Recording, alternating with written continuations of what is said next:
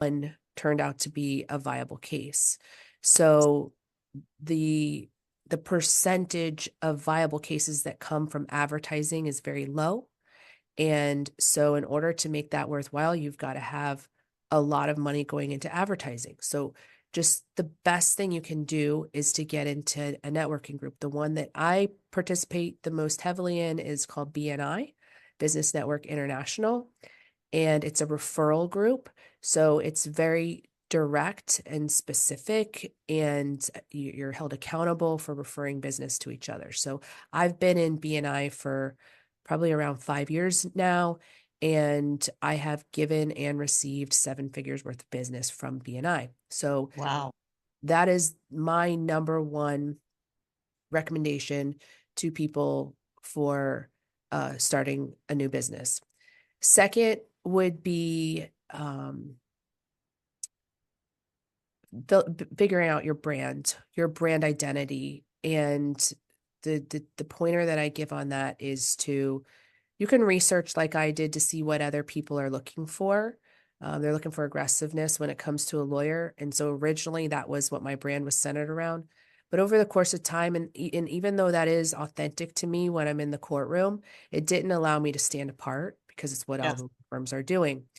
So now I encourage people to figure out what's unique about you and then do you times 10.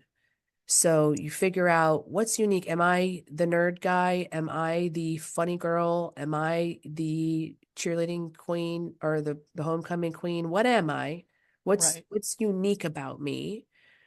And then um let me really emphasize that and lean into who I am, and then have my brand be around that. You've got to be authentic to who you are, but people have all different kinds of aspects of their personality. So you have to really choose one. And what I've now started focusing my brand around is more my creativity and musical talent. I created a music video called All About That Case. Yep. And it was it's a parody of Megan Trainor's song All About That Bass. And it got so much recognition from people just beyond anything else I've ever done that I said, well, this is my thing. I love to do it. It is authentic to who I am. The creative part of it, the singing, the dancing, all of that is just so fun and so true to who I am and what I enjoy doing. And it's not what people expect to see from a law firm. So it helps me to stand out. So that's the second thing, would be figuring out your brand and being true to it. Third would be building your fan base. And to do that, uh, to do that, you have to do good work. Yes. So you have to put the needs of your clients above your own. You have to have happy customers. You have to have happy clients. And more than just happy, you want them to be raving fans. And so you do things like send them a welcome package. In your early days, you might not have the budget to do that, but send them a heartfelt email or a heartfelt text or a heartfelt note. Really appreciate your business. I really thank you for the opportunity. I will do my very best to go above and beyond to meet your and exceed your expectations. Yep.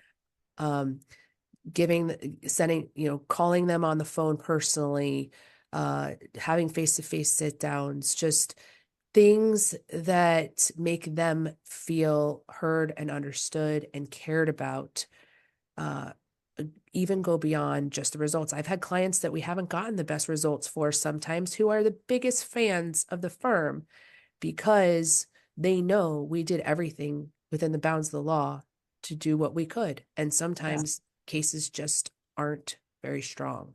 And Yeah. so the honesty and the candor that we treated them with left them with a good experience, even though they might not have gotten as much money as they had hoped to get out of their case.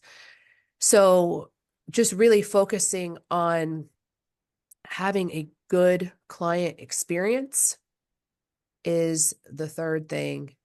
And then building a team really would be the fourth thing that comes to mind. I know you asked for three, but building a strong team is number four. No, I get that.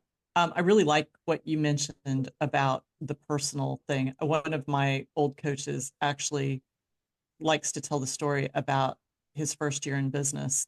He didn't have a team at all and paid his sister to handwrite cards to every client who signed on with him because he couldn't afford to send a welcome package or, take them on a trip or, have a retreat that he, paid up front for. So instead, he sent handwritten notes to all of his clients at different intervals throughout their process.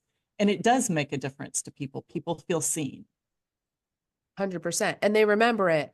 And and it can be more valuable than even a gift. I was talking to my husband about Valentine's Day, and I told him about the most cherished gift he ever gave me was a letter he wrote me when we were first dating that I still remember. He couldn't even remember writing the letter, but it was like 10 things I love about you, and he had listed them out. And that meant so much to me. And I remember it still 15 years later.